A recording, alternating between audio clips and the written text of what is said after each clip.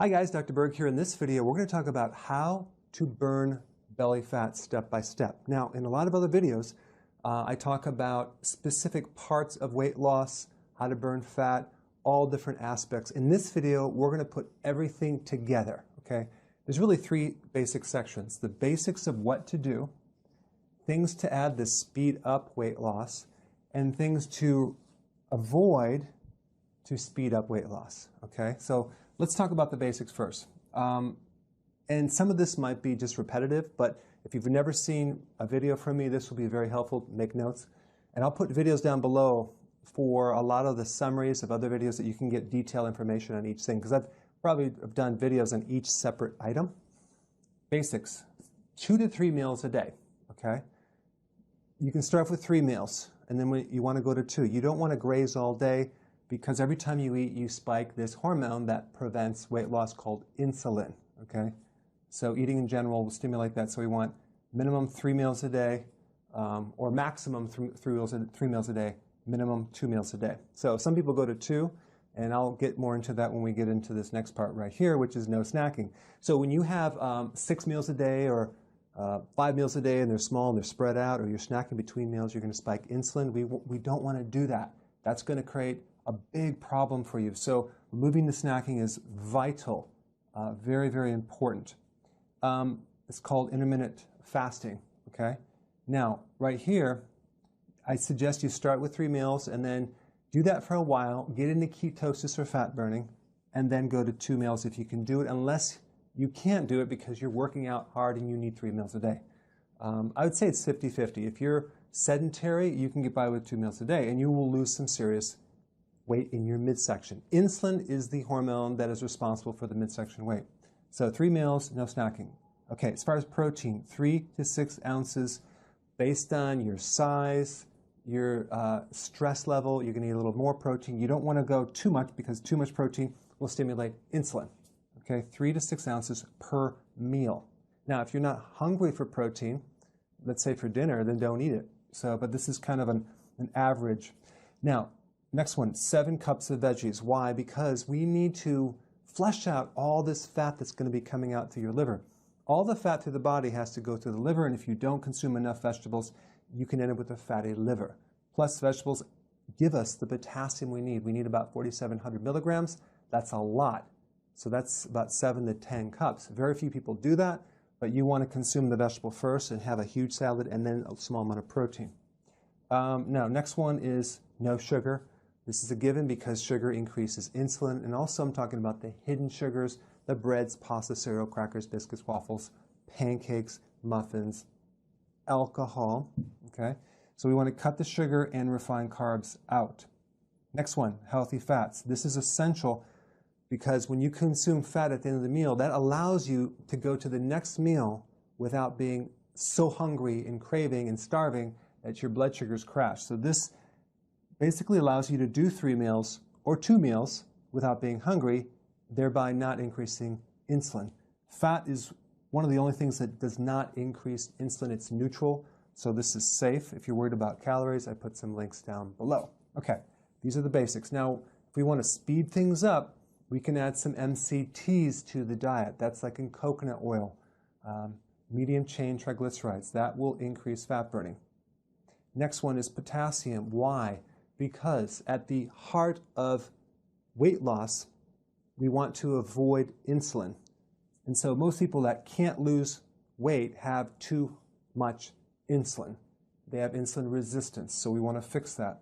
Potassium is one of the ways to do that. You can consume all these vegetables or even take it in some supplement, potassium citrate, to actually heal the aberration or dysfunction of insulin. Next thing is apple cider vinegar. Why? Because the acid in apple cider vinegar called acetic acid does improve the output of insulin. It reduces insulin. It improves insulin resistance. It lowers your blood sugars. So it's very good for diabetics. And take this 1 in the morning, 1 teaspoon with a glass of water, and 1 before bed, or with your dinner if you have digestive issues. Very important. Chromium. Again, you can find a supplement with chromium to help your blood sugars. Chromium is a mineral that actually has been proven to help insulin. Again, keep it in check. B vitamins, another key thing, especially vitamin B1, for regulating insulin control and improving insulin resistance. Nutritional yeast is your go-to. Okay, next one is high-intensity interval training. If you add high-intensity full-body resistance training, you're going to spike growth hormone and you're going to speed up weight loss. The key is short bursts of high intensity, lots of rest. Okay. Again, I'll put some videos down below to get specifics on that, but this is the icing on the cake. Okay. Next one is more sleep. Adding more sleep. Why? Because growth hormone is triggered when you're sleeping, and that is the primary hormone that stimulates fat burning. So more sleep. So if you could just take a nap, sleep in longer, get an extra hour of sleep, that goes a long way. That's more important than high-intensity interval training.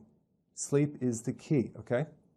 Now, next one is recovery, making sure that if you are doing high-intensity interval training, that you're recovering after. You're not doing it every day. Some people need to do it every other day, some people every third day, some people once a week, depending on how you feel when you work out.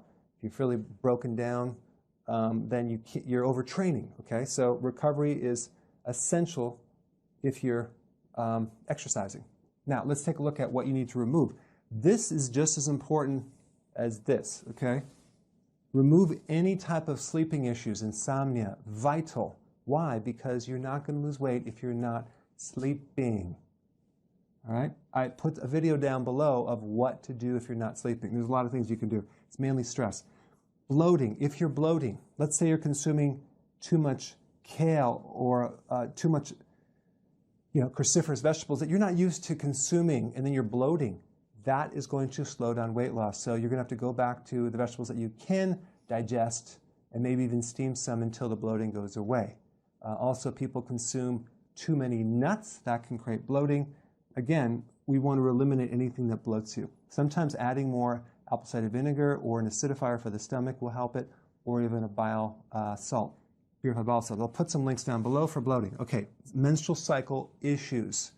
If your cycle is 2 weeks out of the month, you're not going to lose weight because the high levels of estrogen. Estrogen blocks the thyroid. Estrogen creates fat on the hips and the thighs. And we need to handle this cycle so it's really smooth. Again, I put a link down below of what to do for that. This is kind of like a little bit of an assessment for you to see what areas you have problems with. Okay? Some of these don't apply. Okay, stress. Mainly, you want to get a list of all the people you know that stress you out and avoid them for a while. You want to avoid the news. You want to avoid stressful situations. You want to do certain activities. I recommend an acupressure for your body to pull stress out. You want to do everything you can do to enhance the reduction of stress because cortisol is triggered, and cortisol will stop your weight loss. So I will put some links down below. All right, MSG. What is that? Monosodium glutamate. That's in a lot of foods. Start looking at the labels. It's in, oh my gosh, it's in even cottage cheese, unless it's organic. It's in all the fast food restaurants. I mean, all their foods. It's in Chinese foods, but it's hidden as modified food starch, okay? Again, I'll put a video down there, very important. Restaurant foods. You don't know what you're getting. It's a crapshoot. There's so many things they put in that food that you have no idea. And primarily hidden sugars, MSG, to make it taste better. But inevitably, people go out to dinner way too much, and that is what's keeping them from losing weight. Not to mention, what do they bring you? They bring you bread, they bring you dessert, they bring you alcohol. Okay, so it's really difficult to do this when you're going to restaurants. Next one is avoid overtraining. If you're at a boot camp or you're working out too hard and you're not recovering and you're not sleeping, you're not going to lose weight. You're going to lose muscle mass. So this is very, very important, especially when you start out because you're not used to it. Last thing is constipation. I have people that don't even go, maybe they go once a week or once every 2 weeks. That is a serious constipation problem, and that is going to stop your weight loss. Again, I have a lot of videos on getting to the root cause of that. Okay, I'll put them down below. So I just kind of summarize all the things that you need to look at in order to lose your stomach. It's comprehensive. Now you have the video as a checklist. Go ahead and apply this and put your comments below. Thanks so much for watching.